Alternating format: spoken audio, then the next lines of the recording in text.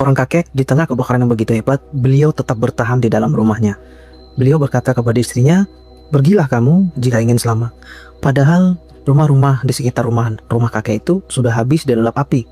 Tapi anehnya, rumah kakek tidak dilalap api, hanya menyisakan warna hitam di dinding-dinding rumah kakek tersebut. Kejadian ini ada di Samarinda, Kalimantan Timur, tepatnya di daerah Lobahu. Assalamualaikum warahmatullahi wabarakatuh, Bang Joy. Guys, kemarin saya sempat bertemu dengan, kita sebut saja namanya Kak Frans. Jadi Kak Frans ini kalau ketemu dengan saya, beliau selalu bercerita tentang pengalaman hidupnya, kisah nyata. Seru-seru guys, salah satunya ya kisah kakek. Kita sebut saja namanya Kakek Harum. Nah, jadi Kak Frans ini pernah bertemu ke rumah Kakek Harum itu.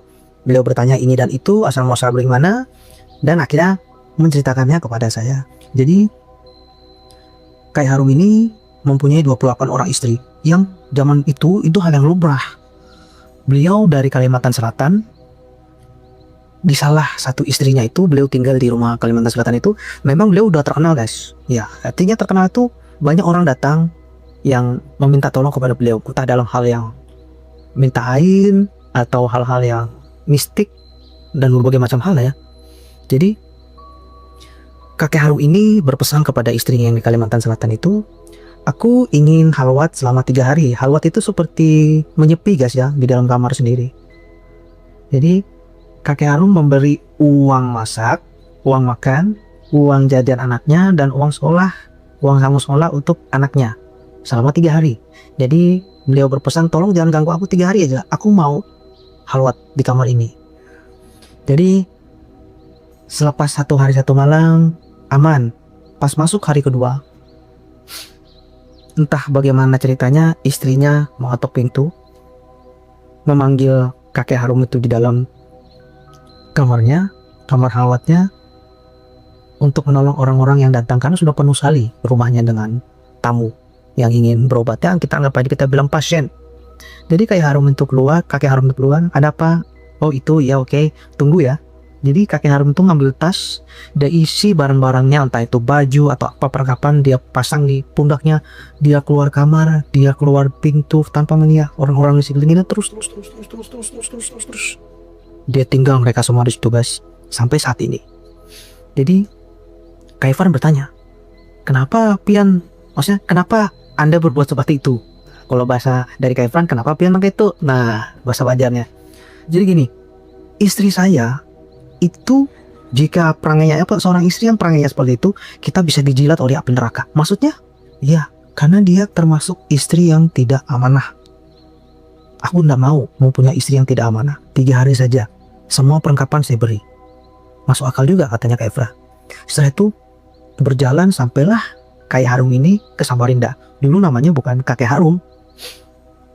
Beliau dapat julukan Kakek Harum itu ya karena kejadian besar kemarin yang melahap rumah-rumah di sekitar, tapi rumahnya enggak terlahap dan beliau di dalam rumahnya pula.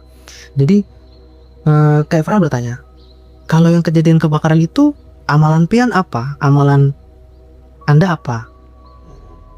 Kakek Harum ini berkata, aku mempunyai 3 amalan. Amalan itu ialah Bismillahirrahmanirrahim, Astagfirullahaladzim, Allahumma sholli ala Muhammad. 3 itu saja yang saya baca pada saat kejadian besar itu. Jadi saya tanya sama Kak Efra, Kak, kalau aku mengamalkan itu pada saat kejadian yang dahsyat seperti itu, entah itu kebakaran, entah itu ada peperangan atau apapun, kira-kira manjur dah ya? Jadi Kak Efra berkata, itu amalan khusus. Jadi kamu juga harus halwat sampai amalan itu menyatu pada diri kamu. Amalan itu kenal dengan diri kamu. Oh, jadi nggak bisa langsung hari itu juga? Iya, makanya bahasa dari Kakek Harum itu, beliau terbiasa dengan namanya halwat. Ada satu kisah yang menarik. Pada saat tamu dari teman Kak Efran ini mengajak Kakek Harum ini berziarah ke Banjarmasin di makam-makam para wali. 1 minggu rencananya beliau diajak. Jadi Kakek Harum dengan semangat membuat barang-barangnya, ayo kita berangkat ke sana. Aku juga kepengen jalan-jalan ke Banjarmasin, Kalimantan Selatan untuk berziarah. Sampai di sana belum sampai seminggu, si pengajak sudah minta pulang karena di rumahnya ada acara besar.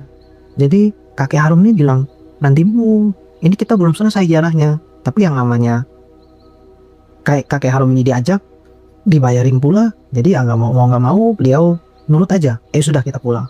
Tapi kakek Harum ini berkata, nanti sampai di warung ini stop, aku mau beli sesuatu. Ya kayak, cuman kan mereka berpikir, oh paling kayak cuman beli barang-barang oleh-oleh aja sedikit. Sampai di sana, masuk ke warung, kayak itu keluar. Di tangan kanannya membawa 35 kilo dodol, sebelah tangan kirinya membawa 35 kilo dodol. Jadi mereka heran dalam mobil itu, kayak banyak betul nih dodol. Ya kan kamu kan ada acara di rumah. Ini buat oleh-olehnya di sana untuk tamu-tamu. Mereka berpikir kayak ini mau dari mana? Memang kayak ini aneh bin ajaib. Dibilang ada uang, tapi tidak punya juga orang sederhana. Tapi pada saat genting, beliau ada. Nah, singkat cerita, udah masukkan aja ini barang. Beliau berangkat lagi menuju Samarinda, arah pulang. Setelah berapa lama, sejam 2 jam, tiba-tiba ada kilatan yang menyilaukan supir. Mungkin supir berpikir itu blitz dari mobil yang berarah lawanan ya, cahaya lampu blitz itu. Tapi yang anehnya, malam itu mereka di dalam mobil itu semua kaget. Dengan kakek Harum itu hanya komat kamit mulutnya ya, komat kamit.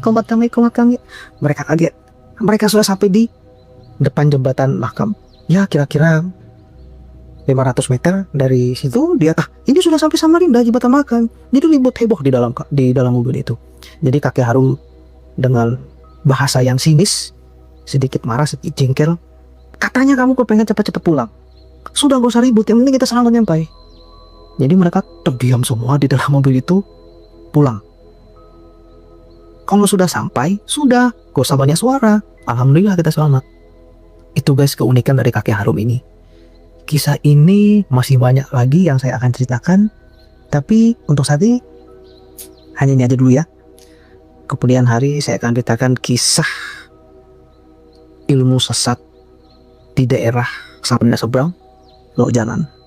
Kisah nyata yang diceritakan langsung oleh Kai Franz. Assalamualaikum warahmatullahi wabarakatuh. Bang Doi.